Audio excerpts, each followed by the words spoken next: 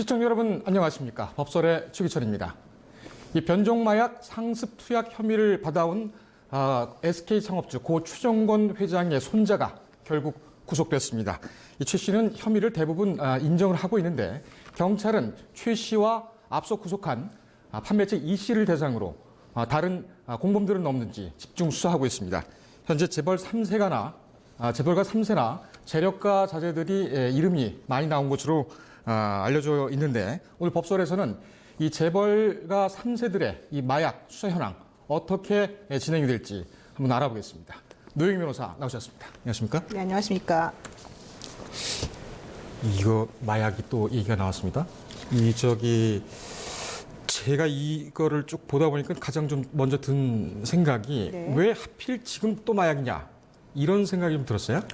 사실 이게 조금 특이한 게 그 방종호 전 TV조선 사장에 대한 기사가 나오자마자 갑작스럽게 재벌가 3세들의 마약 관련 소식이 인터넷에 도배되기 시작을 했거든요. 예. 그래서 사람들이 전부 다 이제 방종호 전 그 사장에 대한 기사를 가리기 위해서 한 거 아니냐라고 한 얘기를 사실은 했는데 이런 식의 그 마약류 수사가 본격적으로 있었던 것은 재벌가들에 대한 것은 한 5년 전부터라고 지금 알려져 있어요. 그래서 뭐 특정 인물에 대한 문제가 터지니까 그걸 가리기 위해서인지 아닌지 잘 모르겠지만 어쨌든 아마 이것은 뭐 오비일학적 성격은 있음에도 불구하고 뭔가 개운치 않다. 이제 이런 얘기는 지금 다들 하고 있는 것으로 지금 보여집니다.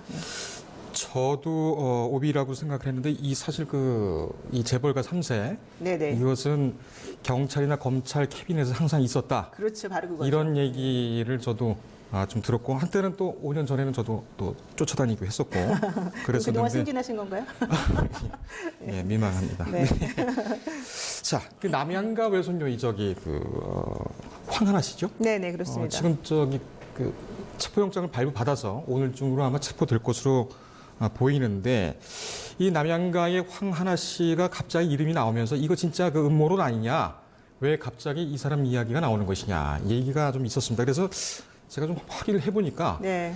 2006년 미스코리아 LA 진이더군요. 네, 그렇습니다. 상당한 미모와 또 외국 유학도 했었고 동방신기 미키 유천 씨하고 홈담이 오가면서 더 유명했었죠. 네네. 그러다가 이제 워낙 셀럽이다 보니까 이 버닝썬 사태가 촉발이 되면서 3월 1일쯤에 아마 그 연예 전문 그 언론사에서 이문호 대표하고 이 측근이다.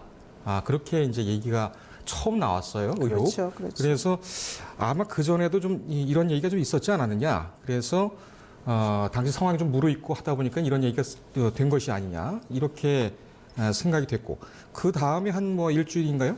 지난 다음에 보니까 또 주간지겠죠. 거기서 나와서 과거 이제 판결문을 확보를 해서 보도를 했습니다. 이건 판결문 나오니까는 빼박 힌트 절대로 이제 부인 못하는. 그래서 아마 오늘 체포영장까지 가게 되었지 않았느냐 이렇게 됐는데 일단 이걸 보면은 캐비넷 사건으로도 볼 수가 있습니다만 우연히 이렇게 또 진행되는 것이 아닌가 또 섣부른 또 음모론은 좀 지양해야 되겠다 그런 생각도 좀 듭니다. 근데 이제 이거는 황하나 씨의 마약 관련된 기사가 음모라기보다는 그것은 팩트인데 왜 하필 이 시점에서 그 기사가 계속 나왔느냐 이제 이게 사실 중요하죠. 그래서 여기서 말하는 오비일학이라고 하는 것은 황하나 씨가 마약을 했는데 그 기사가 그동안 안 나왔었던 그 부분과 관련된 내용인 것이지 황하나 씨가 마약을 안 했는데 했다고 지금 잘못 보도가 됐기 때문에 음모론이다 이렇게 얘기하는 게 그렇죠, 아니거든요. 그렇죠. 그러니까 이제 그 부분은 조금 구분을 하는 것이 제가 보기에는 필요한 것으로 보이고요.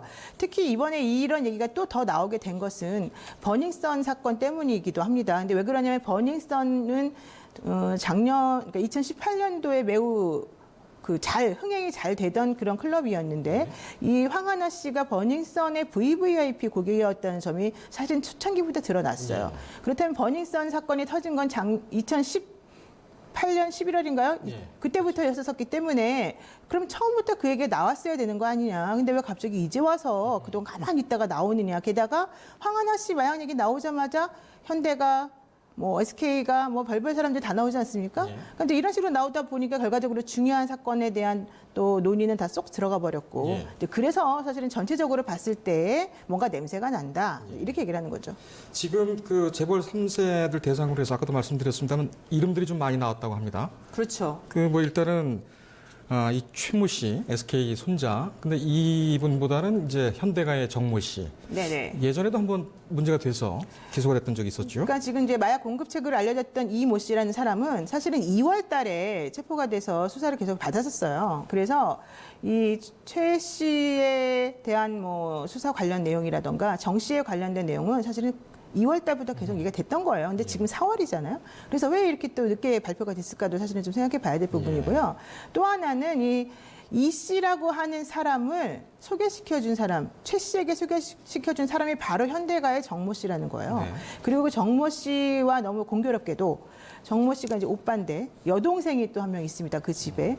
그러니까 그 여동생 하나, 오빠 하나서 이제 남매인데 그 여동생도 역시 2012년 정도에 이제 마약을 했던 이유로 한번 처벌받은 적이 있어요. 그렇습니다. 그래서 아마도 이제 이 분들이 전부 다 외국에 유학을 가 있던 당시에 이 씨라고 한 그 마약이라고 하는 것을 알게 되었고 예. 마약을 한번 접하게 된 사람들이 한국으로 다시 돌아와서 아무런 꺼리낌 없이 이제 마약과 관련된 여러 가지 자기네들끼리는 좀 특권의식이 좀 있다고 합니다. 예. 이제 그런 걸 하다가 보면은 아름아름 자기 친구들한테 이게 전파가 될 수밖에 없는 구조지 예. 않겠습니까? 그러다 보니까 한국에 있는 재벌가 3세들이라든가 재력가들이라든가 이런 사람들에게 이렇게 쭉 퍼지게 되었다. 이제 이런 얘기를 지금 해볼 수가 있는 거고요. 네. 이 정 씨 같은 경우에는 한 4, 5년 전이죠. 그때 네네. 이제 처음 재벌가 3세들 네네. 마약 문제가 있을 때 한화의 그 차남 그렇죠. 대마초 사건이 있었는데 이때도 그 판매책인 미군하고 네.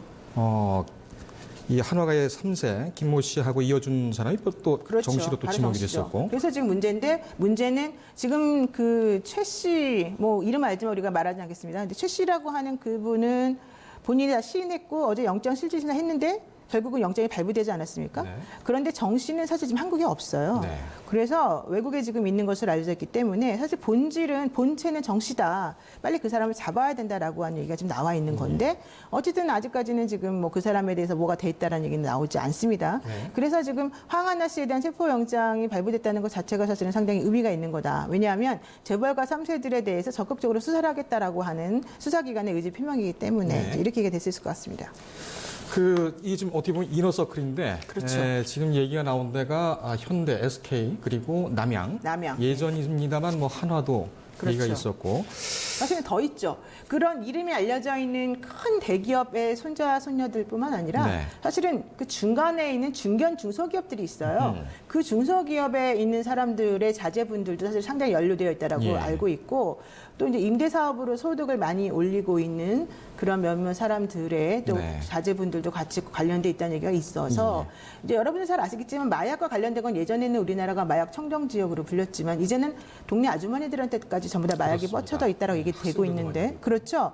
그것은 왜 그러냐면 여성분들에게는 다이어트 약으로 먼저 잘못 알려지면서 이게 그 접근이 되었기 때문인 것이고 또 하나는 마약과 관련된 공급책은 두 가지 부류로 나눠진다는 거죠. 네. 하나는 이런 그 부자들만을 상대로 하는 이런 라인들 그리고 외국으로 유학 가서 거기에서 먼저 이런 것들을 접하게 돼서 이 길을 빠져들게 된 그 한 라인이 있는 것이고 이제 하나는 약간 좀 하층 뭐 항구를 통해서 들어오는 그런 그렇습니다. 마약과 관련된 사람들이 이제 있는 거예요. 근데 지금 문제가 되는 것은 이제 캐비넷에 들어있는 그 두 가지 중 사건 중에서 바로 이제 부유층이나 그 상류층을 상대로 한 그런 마약과 관련된 것이 이번에 터지고 있는 여러 가지 사회적인 이슈들하고 연결되어서 더 그 폭발력과 이슈력을 가지고 있기 때문에 지금 더 문제가 되는 것 같습니다. 제가 알기로는 이 마약의 그 시초가 그 노동자들 그렇죠. 일을 아주 고통을, 무자비하게 네. 시키기 위해서 약을 힘들게 먹고서 했던 것 같은데 이게 지금 이너서클들 어디까지가 지금 드러날지 좀 상당히 좀 기대가 됩니다. 또 경찰이 지금 굉장히 좀 바쁜 상태 아니겠습니까? 경찰이 지금 제가 듣기로는 사실은 이제 어느 정도 다 이렇게 윤곽은 드러나 있는데 여기를 어디까지 이 사람들을 끊어줄 것인가를 고민하는 중이다. 이런 별 얘기가 고민을 다 하는군요. 원래 수사기관은 그런 고민을 해야 됩니다. 네. 자 그러면은 그 우리 노 변호사님께서는 과거 고학하실 때 고학이요? 또 고위층 자녀들 또 그 과외도 또 하시고 심리학도 또 전공을 하셨고 이 재벌가 3세들 이 마약 왜 하는 겁니까? 우선 이제 재벌가 3세들은 보통 외국역을 많이 가고 외국 문물을 많이 접하다 보니까 이제 이런 마약에 접할 수 있는 기회가 사실 상당히 많고요. 또 본인은 안 간다 하더라도 본인의 친구들이나 친지들이 많이 외국을 접하는 과정 중에서 외국은 뭐 마리화나 같은 경우 사실 합법화시킨 곳도 많고 또 좀 특수하게 한두 번 하는 것 가지고서 사실은 뭐라 하지 않는 분위기가 조금 있고요. 더 중요한 거는 그런 걸 또 해야 진정한 자기가 좀 특권층이라고 생각하는 또 그런 약간 잘못된 그런 인식이 좀 있습니다. 게다가 이제 그런 것들을 통해서 하고 난 다음에 외국에서 생활하다 보면 좀 외롭기도 하고 힘들기도 한데 이제 이런 것에 의존하는 그런 좀 내성이 좀 생기기도 하고 그러다가 한국에 들어왔더니 다른 친구들하고의 관계 같은 걸 잘 하기 위해서 또 이게 필요하기도 하고 또 더 중요한 건 이런 분들은 사실 고생을 해본 적이 없어요.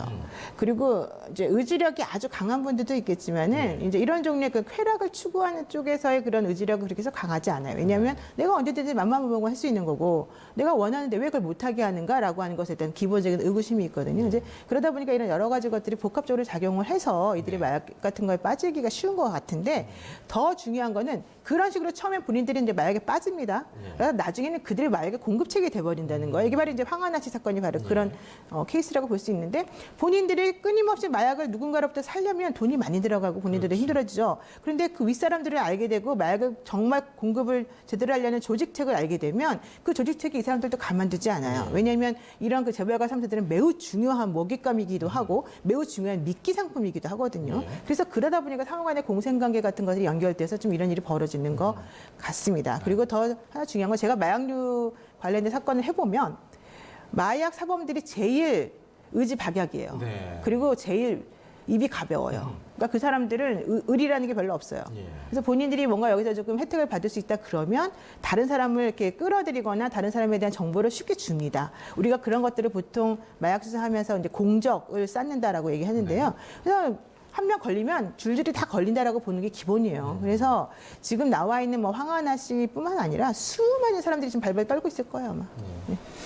자, 한 3분 정도 남았습니다만 이 지금 일단은 최 씨가 상당히 좀 협조적이고 네, 지금 그렇죠. 말씀하셨듯이 또 특히 이제 그 마약 사범들 같은 경우에는 잘 털어놓기 때문에 네네. 경찰로서는 이 함정 수사나 플리바게닝 같은 것도 한번 시도해 볼 만하지 않을까. 짧게 한번 보신다면 지금 이 아직 우리나라에서는 합법화된 것은 아니죠. 아니 함정 수사는 그 자체로 뭐 불법이나 그런 건 아니고요. 함정 수사로 어떤 사람들을 검거한 것 자체를 우리가 뭐 기소하지 않거나 무죄하지는 않습니다. 근데 지금 함정 수사 그러니까 마약 관련해서 가장 이슈된 사람이 누군지 아십니까? 남경필 전 의원의 그 아들이 함정 수사에 걸려가지고 사실은 한번 문제가 됐잖아요. 그때 당시에 함정 수사했던 사람은 이제 물론 여자 경찰이었습니다만은 그런 식으로 지금 함정 수사에 미끼를 사용되고 있는 마약 사범들은 사실 상당히 많이 있습니다. 그리고 마약 사범들의 재범률이 매우 높기 때문에 그들이 이 상황에서 빠져나오기가 쉽지가 않고 그러다 보니까 당연히 수사기관과 유착이라고 하는 것은 그들에게 필수적인 사항일 수밖에 없는 구조가 되는 거죠. 자, 검경 봐주기 수사가 또 도마로 또 올라왔습니다. 황하나 씨 사건 때문에. 그렇죠. 이것만도 참 큰 사건인 것 같은데 이 앞으로 3세들 이 마약 사범 이 수사가 어떻게 진행될까요? 아까 말씀드린 대로 지금 어느 정도 윤곽은 다 잡힌 걸로 알고 있고요. 그다음에 이제 이들에 대해서 기소를 할 것인가 말 것인가. 또 약식 명령이라고 해서 그냥 벌금 처분만 내린 경우도 많거든요. 그래서 약식 기소할 사람과 정식 기소할 사람을 구분하는 것들이 필요하고요. 또 이들로 인해서 마약에 빠지게 된 여러 가지 이제 연결되어 있는 잉여 범죄들이 있어요. 그런 것들을 어떻게 처리할 것인가 이제 이런 것들이 문제가 되는데 기본적으로는 일단은 신병을 확보하는 게 필요하고요. 특히 최 씨 같은 경우에도 신병이 왜 확보됐냐면 본인이 전부 다 털어놓았지만 18회 가량이나 뭐 마약을 구입했다 그러는데 사실 그보다 더 많이 구입했을 거라고 우리가 알고 있어요. 그런데 문제는 이 사람들을 그냥 내버려 뒀을 경우에는 이 사람이 나가서 결국 마약을 할 수밖에 없다는 거죠. 그래서 가둬놔야 된다라고 하는 생각 때문에 영장이 발부된 거거든요. 그래서 지금 이 수사기관에서도 얘기되는 것은 마약에 중독됐던 사람들을 그냥 내버려 두면 계속해서 마약을 투약하게 될 것이기 때문에 이들을 불구속할 것이냐 구속할 것이냐 이런 거에 대한 또 앞으로의 그런 결정도 남아있다라고 합니다. 알겠습니다. 조금 다른 얘기입니다만 네. 장자연 씨 사건이 요즘 또 다시 올라오고 있죠? 그러니까 장자연 씨 사건은 사실은 이제 시효가 전부 다 지나서 문제가 아닌가라고 하는 게 기본적인 생각인데 그 말이 전체적으로 맞습니다만은 2018년도에 이제 조모 기자라고 하는 전직 조선일보 기자가 성추행 혐의로 사실 기소가 됐습니다. 나머지 사람들은 그런 게 아니었는데 예. 그런데 지금 현재 불구속 기소 상태이고 아직 재판이 확정되지 않았기 때문에 사실은 형사소송법 253조에 보게 되면은 공범에 대해서 재판이 진행 중인 경우에는 다른 잡히지 않은 공범에 대해서도 시효가 중지된다라고 하는 규정이 있어요. 그래서 만약에 2018년도에 불구속 기소된 그 기자에 대한 사건이 당시에 같이 그 장소에 있었던 사람들에 대한 공범 사건들이 확대될 수 있다면 사실은 아직까지 시효가 좀 남아 있는 게 아닌가 생각이 듭니다. 이 지적을 어제 처음 하셨죠? 네, 그렇습니다. 김어준의 뉴스 공작소인가요? 네, 뉴스 공장이죠. 예, 예. 네. 앞으로는 저희 방송에서 좀 더 해주시고. 알겠습니다. 예, 그게 할 필요는 또 수요일 날 먼저 하는 바람에. 네. 근데 그렇게 바쁘시면서 재판은 언제 하십니까? 사실 제가 알기로는 방송보다 재판을 더 많이 하는 걸로 알고 있는데. 재판 많이 하고 또 상담도 많이 하고 일을 많이 합니다. 그래서 사실은 수면량이 절대적으로 부족한데 왜 돈은 못 버는지 이해가 안 되네요.